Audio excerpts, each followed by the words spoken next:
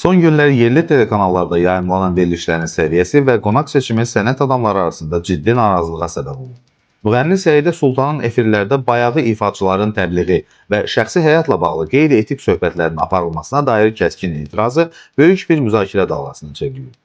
Dünən TikTok platformasında baş tutan canlı yayımda xalq artisti Brilliant Dadaşova, əməkdar artist Abbas Bağırov, Planet ifaçısı Hüseyn Məmmədoğlu və aparıcı Tarix Əliyev məsələni gərgin şəraitdə müzakirə edilir.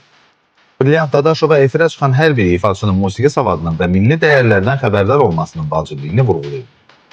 O, Türkiyə təcrübəsini nümunə gətirərək efir məsuliyyətinin bizdə itdiyini bildirib. Müzakirələr zamanı aparıcı Tolik ilə sənətçilər arasında qarşılıqlı ittihamlar səsləndirilib. Aparıcı qonaqların reyting xatirinə özlərinin şəxsi mövzulardan danışmaq istədiyini iddia edərək bir çox məşhurun gizli qalan məqamlarının bildiyinə dair təhdid dolu ifadələr işlədib. Kimdir o? Senin dalımdan ben. Senin dalımdan türüp istediğin dalımdan sonra sana gibi gelmezsin. Abbas Bağırov isə mövcud reyting sistemini savadsızlıq adlandıraraq bu cür verilişlərin Azərbaycan mədəniyyətinə ləkə vurduğunu qeyd edir. Canlı yayımda Səidə Sultan və Tolik arasında yaşanan təhqiramiz mübahisə isə qalmaqalı daha da alovlandırıb.